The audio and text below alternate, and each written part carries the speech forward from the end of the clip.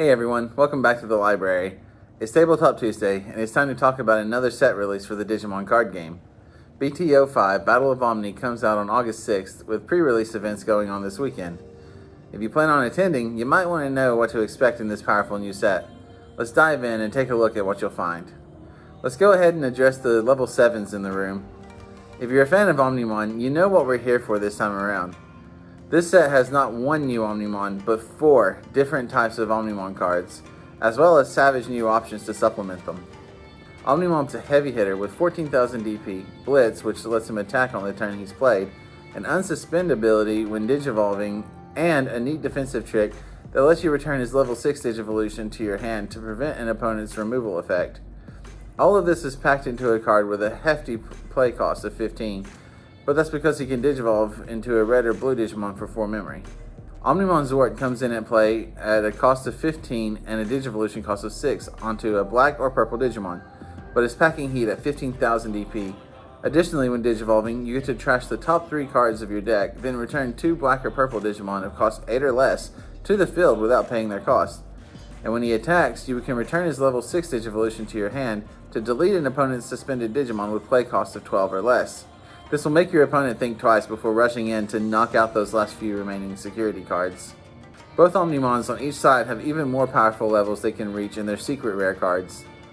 Omnimon X Antibody has a high play cost like all level 7s, and a hefty Digivolution cost of 6, but that cost can be reduced to 3 by digivolving it onto an Omnimon. When he attacks, you can delete an opponent's Digimon with less DP, and let's face it, at 15,000 DP, unless you're going toe-to-toe with another Omnimon or Zwart, odds are he's going to find a target. Additionally, on your opponent's turn, you can trash 2 of his Digivolution cards to stop the attack. Omnimon Zwart D is a faster version of Omnimon Zwart that hits for less, but his Digivolution costs are also reduced. And if he's turned over in security, the fight ends and he's played onto the field for free. On Digivolution, he deletes a Tamer, and when he is deleted, he deletes an opponent Digimon. Such powerful Digimon are supplemented with new options and tamers available to them. Transcendent Sword is a 7-cost red option that deletes an opponent with 11,000 DP or less. If you have a Digimon with Omnimon or Greymon in his name, with a few exclusions, it deletes a Digimon with 15,000 DP or less. Supreme Cannon works similarly.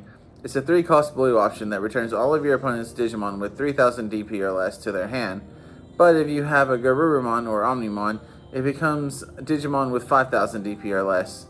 We're also getting a 10-cost white option card called All Delete, which does what it sounds like. When you play it, you return 1 Omnimon to your hand, then delete all Tamers and all Digimon. Our first board wipe in this game. On the Tamer side, we're getting Ty and Matt, a 4-cost white Tamer that lets you gain 2 memory at the start of your turn if you have a level 6 or higher Digimon in play. Also on your turn, Digimon with Omnimon in the name gain Security Attack +1. Nokia Shiramine is a 3-cost white Tamer that lets you play an Agumon or Gabumon for free when she comes out. Additionally, when you Digivolve into a Digimon with Omni in its name, she can be suspended to reduce the Digivolution cost by 1. We only touched on the Omnimon deck archetypes available in this set, but those aren't the only cards we're getting. Each color will see some strong new cards opening up new builds, including a way to make a viable Diaboromon deck using Armageddonmon and Arata Sonata. Green is getting a savage new Argomon designed to combat the rising power in yellow decks by suspending your opponent's Tamers and keeping them that way.